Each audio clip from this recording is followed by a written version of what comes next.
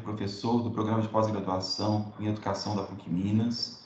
Hoje vamos conversar com ele sobre o ensino religioso. Boa tarde, professor Teodoro, obrigado pela presença.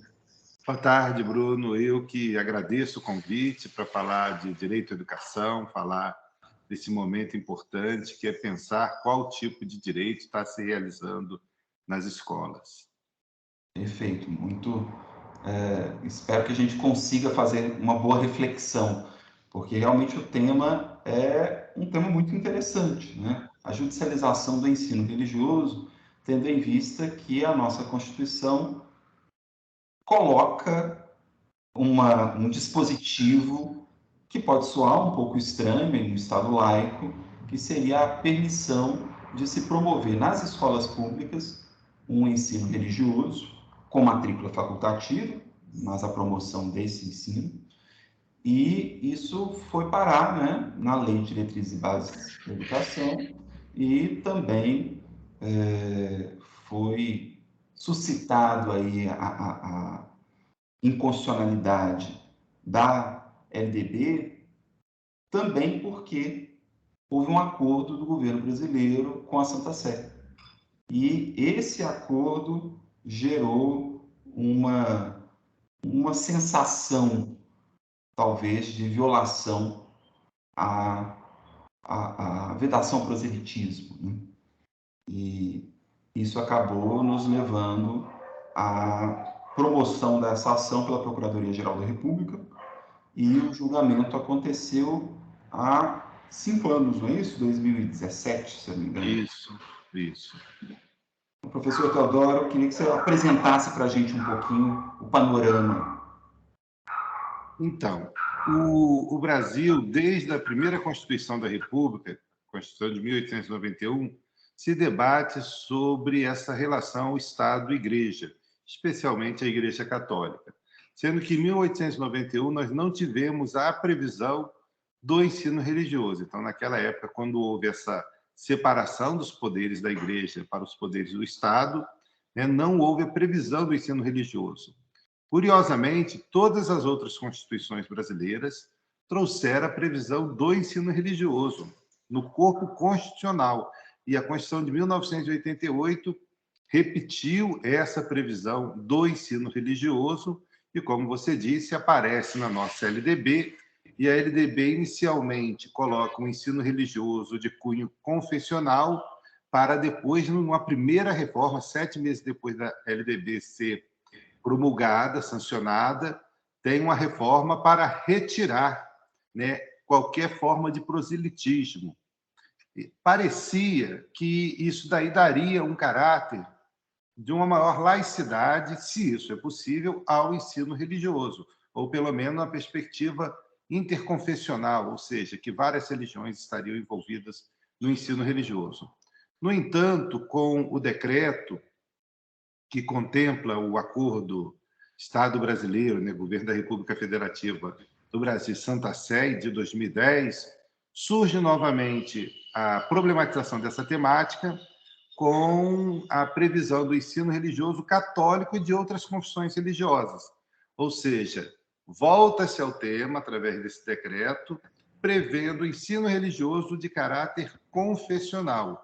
Daí a importância dessa ação direta de inconstitucionalidade julgada pelo Supremo. Sim, e nessa ação, cujo resultado foi bastante apertado, né, 6-5, nós tivemos alguns votos bastante inusitados, inclusive, né?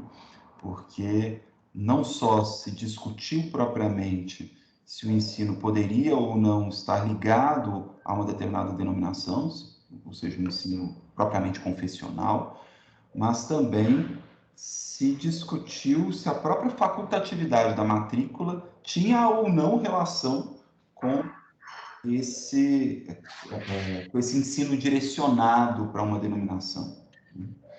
E eu acho que dos argumentos principais acaba que isso se destaca. Estou certo, professor?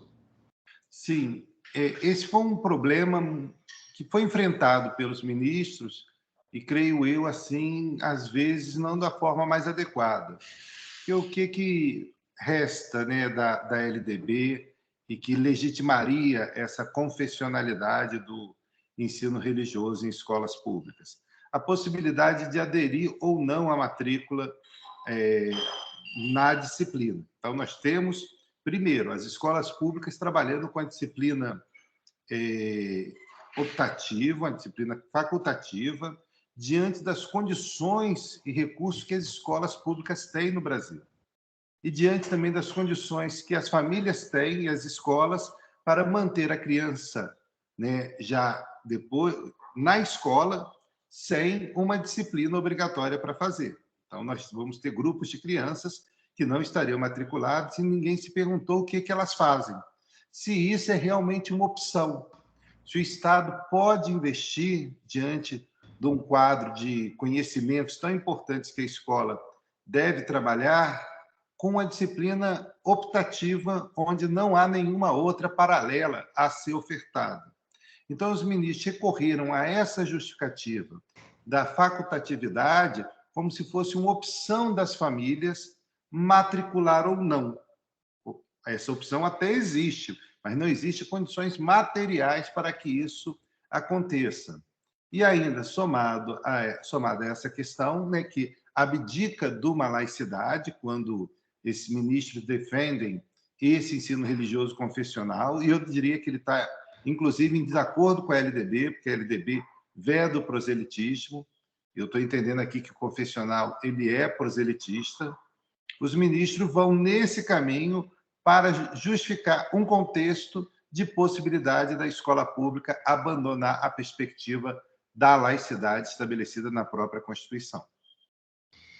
E, além disso, essa facultatividade da matrícula, né, ou seja, além dela ser faticamente difícil de ser implementada, porque as famílias não têm como ocupar o tempo daquele filho que não foi matriculado, nessa disciplina especificamente, a gente ainda tem uma outra questão interessante, que é: será que essa facultatividade da matrícula está relacionada ao fato do ensino ser confessional? Ou seja, se estabeleceu a facultatividade porque o ensino poderia ser confessional? Ou seja, seria uma saída, né, para os pais não submeter o filho a um determinado tipo de ensino que não corresponda à visão deles.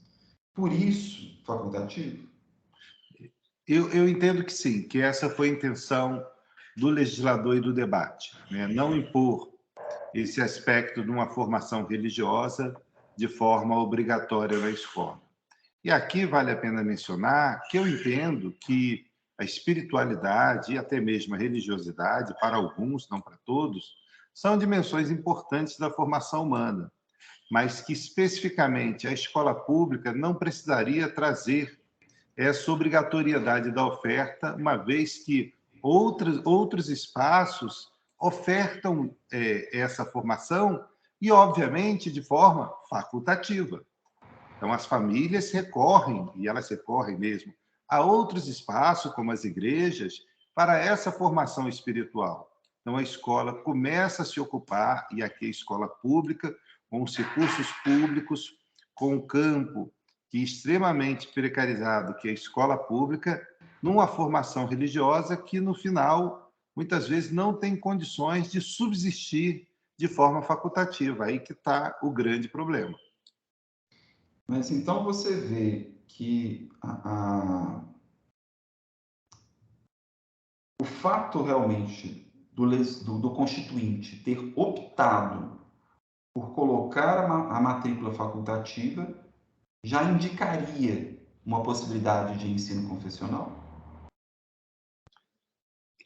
O Constituinte ele não vai trazer ele vai trazer essa percepção, né, da importância do ensino religioso, essa facultatividade, ela vai aparecer na LDB com grande intensidade, de forma muito explícita, inicialmente voltada para uma religiosidade mesmo, com as igrejas promovendo essa formação no interior da escola, às custas das igrejas, mas, posteriormente, com a reforma, fica essa contradição, que é a seguinte: ele vai ser facultativo, mas não pode ser proselitista. Então, a LDB ela assume que não pode ter o caráter proselitista. E aí que anda muito mal o voto vencedor do ministro Alexandre de Moraes, porque ele vai reconhecer o proselitismo, ele vai reconhecer o ensino religioso como assistência religiosa, Bruno. Aqui que está o grande problema desse voto vencedor, que ele vai fazer uma comparação com a assistência religiosa que se realiza nas Forças Armadas, nas penitenciárias, e se esses espaços podem ter assistência religiosa, a escola também poderia ter. Aí vale a pena dizer, porque seria até contrária a toda a formação que existe hoje de profissionais da educação sobre o ensino religioso. Ensino religioso não é assistência religiosa. Ensino religioso é uma profissão, uma docência voltada para uma formação da espiritualidade dos sujeitos, da sua dimensão com o transcendental, que não tem nada a ver com a assistência religiosa que está contida no voto vencedor do ministro Alexandre de Moraes. Perfeito. Queria agradecer aqui as suas reflexões, acho que serão muito úteis para os alunos e espero gravar ainda outras vezes com você sobre outros temas de educação. É um grande prazer e estou à disposição. Um abraço. Um abraço.